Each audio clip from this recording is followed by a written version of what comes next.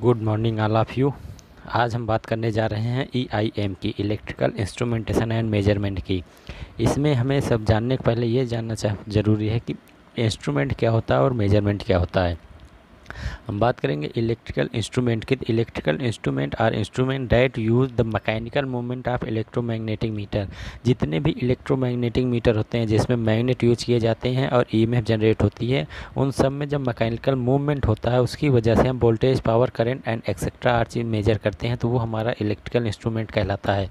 या हम दूसरी भाषा में ये भी कह सकते हैं, बाई यूजिंग दिस इंस्ट्रूमेंट, इस इंस्ट्रूमेंट का हम प्रयोग करके मेजर कर सकते हैं इलेक्ट्रिकल पैरामीटर को, जैसे voltage, frequency, current, power factor and resistance. इस तरह के जो इलेक्ट्रिकल पैरामीटर होते हैं हम इंस्ट्रूमेंट का प्रयोग करके उसे मेजर कर सकते हैं, उसकी रीडिंग को हम मेजर कर सकते हैं। ये इलेक्ट्रिकल इंस्ट्रूमेंट होता है। इलेक्ट्रिकल इंस्ट्रूमेंट मीन्स अगर कि हम इसका यूज करके, इलेक्ट्रिकल इंस्ट्रूमेंट का यूज करके हम किसी भी इलेक्ट्रिकल क्वांटिटी को मेजर कर सकते हैं। अब हम बात करेंगे मेजरमेंट, क्योंकि आपके इसमें दो वर्ड आ रहे हैं, electrical instrument and measurement. Instrument वो हैं जिससे हम इलेक्ट्रिकल इक्विपमेंट को मेजर करते हैं, और मेजरमेंट वो है कि इंस्ट्रूमेंट से जो हम मेजर कर रहे हैं वो चीज़ें, हम यूनिट क्या होती है, क्वांटिटी क्या होती है। Electrical measurement are the method, device and calculation use to measure electrical quantity. Electrical quantity को के डिवाइसों को कैलकुलेशन करने के लिए और उनको एक्यूरेट रीडिंग या नॉर्मल रीडिंग मेजर करने के लिए जो हम यूज़ करते हैं उसे हम मेजरमेंट कहते हैं। मेजरमेंट ऑफ इलेक्ट्रिकल क्वांटिटी में be done to measure electrical parameter of the system. मतलब हम किसी भी चीज़ को मेजर करते हैं तो उसके लिए एक पर्टिकुलर इंस्ट्रूमेंट डिवाइन होता है, और मेजर करने के लिए हमें इलेक्ट्रिकल पैरामीटर और यूनिट्स पता होती है कि हम क्या यूनिट पे किसको मेजर करेंगे। जैसे हमारा करंट है तो उसको हम एम्पियर में मेजर करते हैं, और अमीटर होता है जिससे हम मेजर करते हैं। इट मीन्स मेजरिंग डिवाइस आपका अमीटर हो गया, यूनिट या मात्रक आपका एम्पियर हो गया, पैरामीटर है करंट। उसी तरह वोल्टेज को मेजर करने के लिए वोल्ट मीटर यूज किया जाता है, और वोल्ट होता है उसका यूनिट। रेजिस्टेंस के लिए ओम होता है, और और उसे मेजर करने के लिए हम यूज करते हैं ohm meter, megger, Wheatstone bridge, इन सब का। इंडक्टेंस के लिए हेनरी होता है। हेनरी हमारी यूनिट है इंडक्टेंस की, और इंडक्टेंस मीटर यूज किया जाता है। हम बात कैपेसिटेंस के लिए फैराड है, और कैपेसिटेंस मीटर। इलेक्ट्रिकल पावर के लिए वाट मीटर है, और इलेक्ट्रिकल एनर्जी के लिए जूल पर वाट सेकेंड या एनर्जी मीटर से हम मेजर करते हैं। ये तो कुछ जो हम EIM में आपके सिलेबस में प्रयोग किए जाएंगे मेजरिंग यूनिट्स, वो चीज़ें हैं, कॉमन चीज़ें हैं। इसके अलावा अगर हम कुछ चीज़ें देखेंगे तो display the unit of multiples and unit for either resistance, current और voltage we used। मतलब कुछ बेसिक टर्म और हैं, जैसे 1 किलो वोल्ट है तो उसको हम कैसे डिफाइन करेंगे, 1 किलो वोल्ट कितने वोल्ट का होता है। क्योंकि जब हम मेजर करेंगे तो हमें ये चीज़ें पता होनी चाहिए। अगर हम कोई भी नॉन न्यूमेरिकल कर रहे हैं, वो वोल्ट में आया है, आंसर किलो वोल्ट में पूछा गया है, तो हमें उसका कन्वर्जन भी पता होना चाहिए। तो 1 किलो वोल्ट आपका 1000 वोल्ट के बराबर होता है। 1 किलो वोल्ट 1000 वोल्ट के बराबर होता है। 1 milli ampere, 1 milli ampere is equal to 1000 of ampere होता है, which is equal to the 1/1000। उसी तरह से 47 किलो ओम निकालना है तो 47,000 हो जाएगा। 100 माइक्रोफैरड, ये कैपेसिटेंस मेजर करने के लिए यूज किया जाता है। फैरड, माइक्रोफैरड उसकी दूसरी इकाई होती है। 100 microfarad is equal to 100 millionth of farad. 1 kilowatt is equal to the 1000 watt, and 1 megahertz is equal to the 1 million hertz. ये कुछ सिंपल टर्म हैं जो आपको याद रखना है। अब हम बात करेंगे रेजिस्टेंस। ये सब बेसिक चीज़ें हैं, आपने इससे पहली वाली कक्षाओं में पढ़ रखा होगा कि रेजिस्टेंस क्या होता है, इंडक्टेंस क्या होता है, कैपेसिटेंस क्या होता है, इंडक्टर क्या होता है, इलेक्ट्रिकल पावर एक्सेट्रा आज चीज़ें, ये सब आपने बेसिक इलेक्ट्रिकल में पढ़ रखा है। लेकिन हम फिर से बता दे रहे हैं कि क्या होता है resistance is a measure of the opposition of current flow in an electrical circuit. किसी भी इलेक्ट्रिकल सर्किट में, सपोज कर लो आपकी एक इलेक्ट्रिकल सर्किट है,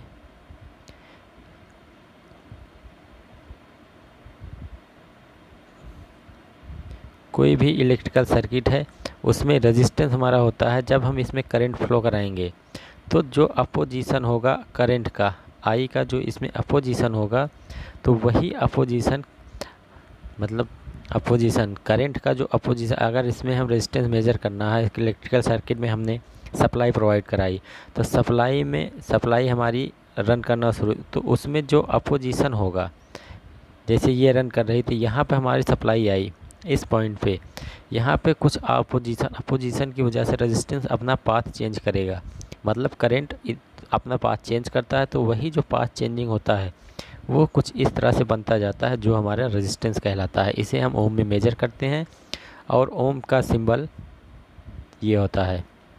अब हम बात करेंगे इंडक्टेंस की। In electromagnetism and electronics, inductance is the tendency of an electrical conductor to oppose a change in the electrical current flowing through it means inductance की टेंडेंसी होती है वो किसी भी इलेक्ट्रिकल कंडक्टर के इलेक्ट्रिकल करंट के flow को oppose करता है, उसके फ्लो में जो चेंजेज आते हैं उसे अपोज करता है, वो हमारा इंडक्टेंस कहलाता है। अब capacitance is the ratio of change in electrical charge of a system to the corresponding change in the electrical potential. हमें पता है, आपको पता होगा कि कैपेसिटेंस का फिगर क्या होता है, ये होता है, this is capacitance. The capacitance is the ratio of change in electrical charge, electrical charges में जो चेंजेज आते हैं, क्यू में जो चेंजेज आते हैं, electrical ratio of change in electrical charge of a system to a corresponding change of electrical potential. इसके electrical potential Q1 Q2 जैसे दो हैं, ये हमारी एक मेटल प्लेट है, ये प्लेट है, दो प्लेटें हैं, Q1 कह सकते हैं, Q2 का, इन दोनों की चेंजेस की वजह से इसके चार्ज में जो चेंज आता है वो हमारा कैपेसिटेंस कहलाता है। मतलब स्टोर एनर्जी, कैपेसिटेंस एनर्जी भी स्टोर करता है इसके बीच में, तो ये आपका कैपेसिटेंस होता है। अब इंडक्टर हम इंडक्टर को कह सकते हैं कॉइल, चोक, रिएक्टर। सबसे सिंपल टर्म में आपको पता होगा चोक, हमारे फैन या कोई भी हम यूज करते हैं, मोटर यूज करते हैं, उसमें चोक लगा होता है, और इसे कॉइल भी कहते हैं। ट्रांसफार्मर में कॉइल लगी होती है। उसी तरह से electric conductor is a passive two terminal electrical component that storage energy in the magnetic field when electric current flow through it. जब किसी भी दो पैसिव नेटवर्क में, एक्टिव नहीं, पैसिव नेटवर्क होते हैं, पैसिव नेटवर्क में electrical component store energy store करते हैं। अगर हम ट्रांसफार्मर की वर्किंग ले लो, प्राइमरी एंड सेकेंडरी वाइंडिंग होती है, तो जब तक उसमें एनर्जी नहीं दी जाएगी तब तक उसमें कोई वर्क फंक्शन नहीं होता। और जब हम उसमें एनर्जी प्रोवाइड करवाते हैं, सबसे पहले हमारी एनर्जी प्राइमरी में स्टोर होती है, फिर मैग्नेटिक फील्ड जनरेट होता है EMF, जिसकी वजह से वो सेकेंडरी वाइंडिंग में जाती है। तो वही चीज़ कहा जा रहा है, वही चीज़ इसमें भी कहा जा रहा है कि two passive network electrical component that store energy in the magnetic field when electric current flow through it. पहले स्टोर हुई, फिर उससे मैग्नेटिक फील्ड जनरेट हुई, और उसके बाद फिर इलेक्ट्रिकल करंट फ्लो करना शुरू कर दिया। तो ये चीज़ आपकी इंडक्टर कहलाती है। इसके बाद टर्म है आपका इलेक्ट्रिकल पावर। इलेक्ट्रिकल पावर मतलब जो टोटल पावर होती है, इलेक्ट्रिकल पावर होती है। जैसे इलेक्ट्रिकल पावर का आप केवल डिफिनीसन ना करके केवल उसके फार्मूले याद रखिए। अपेरेंट पावर, एक्चुअल पावर और रिएक्टिव पावर, ये तीन टर्म होती हैं। आप देखेंगे तो ये होता है, ये है, तो इसमें एक आपका अपेरेंट पावर है, एक एक्चुअल पावर है और एक रिएक्टिव पावर है। तो P बराबर VI फॉर अपेरेंट पावर के लिए हम एक्चुअल पावर की या एक्टिव पावर की बात करेंगे तो cos फाई आ जाएगा, और वही जब रिएक्टिव की बात करेंगे sin फाई आ जाएगा। एंगल चेंज हो जाएंगे। पावर फैक्टर क्या होता है, व्हाट इज पावर फैक्टर? आप इसको भी पिछली कक्षा में पढ़ रखे हैं बेसिक इलेक्ट्रिकल में कि पावर फैक्टर क्या होता है, फिर भी देख लेंगे। A power factor of an AC electrical power system, यह mainly AC electrical power system के लिए होता है, क्योंकि DC में पावर फैक्टर नहीं होता है।